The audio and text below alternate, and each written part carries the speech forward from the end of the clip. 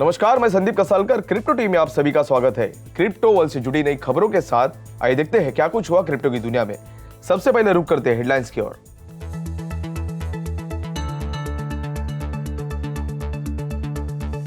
RBI governor ने crypto currency को एक बार फिर बताया भारी जोखिम। इंडिया के चीफ इकोनॉमिक एडवाइजर ने कही क्रिप्टो करेंसी द्वारा अभी भी फियाट करेंसी टेस्ट पास करना बाकी होने की बात। क्रिप्टो करेंसी में देखने मिली गिरावट, बिटकॉइन ने किया $30,000 से ऊपर ट्रेड। कॉइनबेस के बाद वजीर एक्स और यूनो कॉइन ने हायरिंग को धीमा करने का लिया फैसला। $15 मिलियन ऑप्टिमिज्म टोकन की हमलावर की चोरी।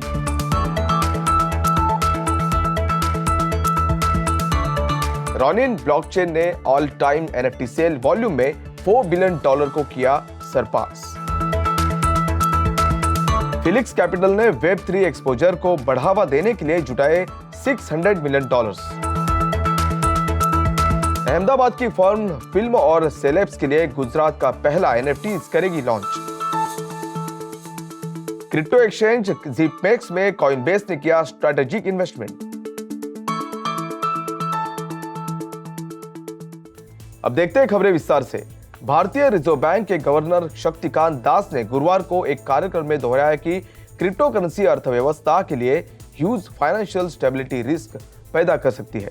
दास ने कहा, आरबीआई ने पहले ही सरकार को फाइनेंशियल स्टेबिलिटी के लिए खतरा पैदा करने वाले क्रिप्टो के बारे में अपनी आशंकाओं से अवगत करा दिया था। दास ने इससे पहले पिछले महीने इसी तरह का बयान दिया था जब उन्होंने कहा था कि क्रिप्टो करेंसी भारत की मॉनेटरी, फाइनेंशियल और मैक्रो इकोनॉमिक स्टेबिलिटी को गंभीर रूप से कमजोर कर देगी। गवर्नर ने कहा कि वो सरकार द्वारा क्रिप्टो करेंसी पर अपना कंसल्टेशन पेपर जारी करने का इंतजार कर रहे थे। क्रिप्टो करेंसी मार्केट क्रैश के बीच रिजर्व बैंक इन्वेस्टर्स को क्रिप्टो करेंसी में ट्रेडिंग के बारे में आगाह कर रहा है।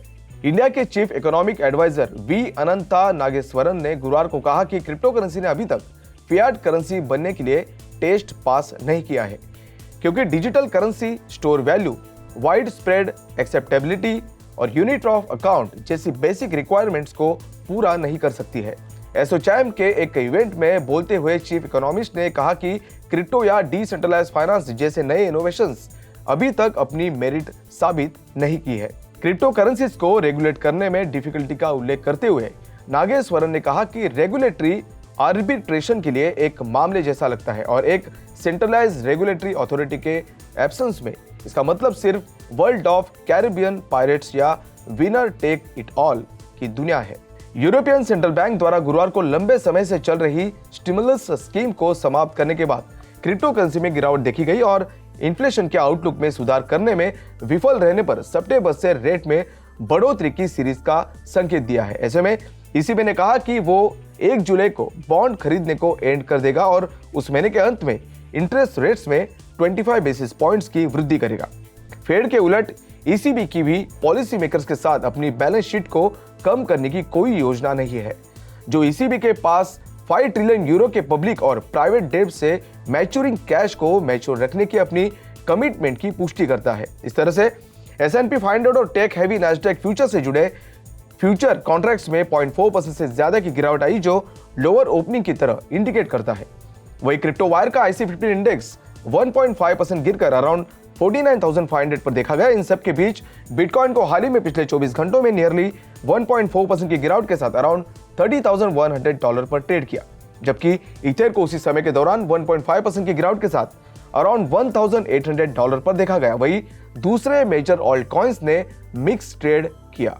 Indian crypto exchanges WazirX और Unocoin harsh new tax regime banks और पेमेंट प्रोसेसर से एक पुलबैक के कारण अपनी हायरिंग को धीमा कर रहे हैं, जिससे ट्रेडिंग वॉल्यूम में गिरावट देखी गई।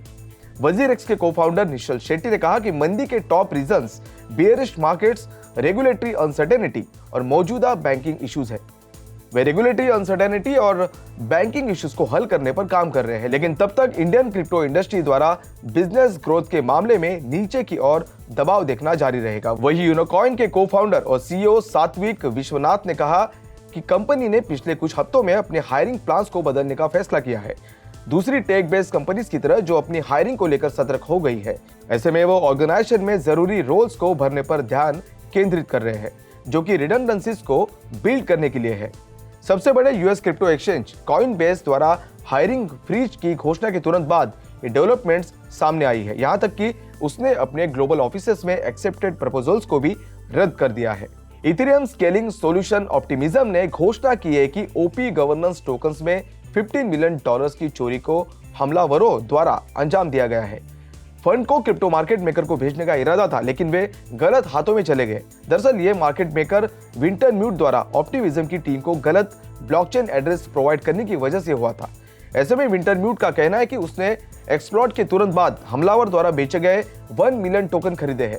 हमलावर ने इथेरियम को फाउंडर विटालिक ब्यूटेरिन के वॉलेट एड्रेस पर लगभग $874,000 के 1 मिलियन ओपी टोकन्स भेजे। एक्सप्लॉइटर ने इथेरियम फाउंडेशन सिक्योरिटी रिसर्चर्स यो वीस को 1 मिलियन टोकन के लिए वोटिंग राइट्स भी सौंपे थे। विंटरम्यूट ने हैकर से चोरी किए गए ओपी टोकन्स को वापस करने के लिए कहा गया, जबकि रिस्पॉन्सिबल एंटिटी को कंसल्टिंग रोड ऑफर किया है। विंटरम्यूट के ऑफर पर जवाब देने के लिए एक्सप्लॉइटर के पास 1 हफ्ते का समय है। बाकी 18 मिलियन टोकन अभी भी अटैकर के वॉलेट में है। हाल के समय में ओपी टोकन ने पिछले 24 घंटों में 20% की गिरावट के साथ $0.81 के अराउंड ट्रेड कर रहा है। Popular blockchain Ronin non fungible token NFT space में एक नए माइलस्टोन पर पहुंच गया है, यानी उसने इथेरियम को ऑल टाइम सेल्स वॉल्यूम में से सबसे बड़े ब्लॉकचेन के रूप में पीछे छोड़ दिया है। ऐसे में अब तक रॉनिन की कुल NFT sales volume approximately $4.07 billion देखी गई है। अगस्त से यूनिक बायर्स में बढ़त को देखते हुए सेल्स में वृद्धि के परिणाम स्वरूप चेन की total transaction counts 305,127 unique buyers और 1,853,437 ट्रांजैक्शंस तक बढ़ गई है। उसी समय के दौरान रॉनिन की monthly sales volume around $848.24 million के साथ ऑल टाइम हाई देखी गई थी। इस वॉल्यूम का ज्यादातर हिस्सा एक्सी इन्फिनिटी से आया है, जो most popular play to earn game है। ये मई में मार्केट क्रैश में उसके कॉइन रॉन के नए हाई लॉस के बाद पूरे रॉनिन इकोसिस्टम के लिए एक बड़े पैमाने पर बढ़ाव के रूप में आया है। ऐसे में रॉन हाल के समय में 24 घंटों में 3% की बढ़त के साथ $0.48 के अराउंड ट्रेड कर रहा है। Venture capital company Felix capital ने वेब3 और ब्लॉकचेन कंपनीज में इन्वेस्ट करने के लिए हाल ही में $600 मिलियन जुटाए हैं। फंड के लिए टारगेट $500 मिलियन सेट किया गया था, जिसे 20% से ज्यादा सब्सक्राइब किया गया था। लंदन बेस्ड फर्म, जिसे क्रिएटिव क्लास के लिए वेंचर कैपिटल के रूप में जाना जाता है, अब बढ़त के बाद मैनेजमेंट के तहत टोटल एसेट्स में $1.2 बिलियन का है। ऐसे में फेलिक्स कैपिटल ने कहा कि वे अपने एरियाज ऑफ इंटरेस्ट को एक्सपांड कर रहे हैं। वेब3 के लिए अपने एक्सपोजर को बढ़ाने की योजना बना रहे हैं, ताकि क्रिएटिविटी, कम्युनिटी और निश्चित रूप से एंटरप्रेन्योरशिप के लिए एक नया मंच उपलब्ध हो सके। फेलिक्स कैपिटल के फाउंडर और इन्वेस्टमेंट पार्टनर फ्रेडरिक कोट ने मेंशन किया कि कंपनी सक्रिय रूप से यूरोप और नॉर्थ अमेरिका में कम से कम 25 कंपनीज में इन्वेस्ट करना चाह रही है, जो ग्राहकों के चेंज होते मूड को टैप करती है। फेलिक्स द्वारा फंडेड दूसरी फिनटेक कंपनीज में जूनी, एक बैंकिंग प्लेटफॉर्म, और फोटर पेमेंट प्रोसेसिंग प्लेटफॉर्म शामिल है। मनीष भाटिया द्वारा स्थापित अहमदाबाद स्थित एक startup AIO fans entertainment sector specially Gujarati movies के लिए गुजरात की पहली NFT योजना लेकर आ रहा है। AIO फैंस के एक यूनिक प्लेटफॉर्म लॉन्च कर रहा है, जहां फैंस अपने ऑडिशंस के लिए NFTs, पसंदीदा फिल्म के सीन्स या सॉन्ग्स और अनदेखी फुटेज खरीदकर अपने पसंदीदा स्टार्स और प्रोडक्शन हाउस के साथ जुड़ सकते हैं। कंपनी अपकमिंग लाइमलाइट प्रोडक्शंस की फिल्म सातम आथम के लिए NFTs लॉन्च कर रही है और NFT रिलीज के लिए 3 दूसरे अपकमिंग गुजराती फिल्मों के साथ बातचीत कर रही है। तो आज के लिए बस इतना ही। क्रिप्टो वर्ल्ड से जुड़ी नई खबरों के साथ बने रहिए क्रिप्टो टीवी के साथ। तब तक के लिए मैं संदीप कसालकर आपसे विदा लेता हूं। नमस्कार।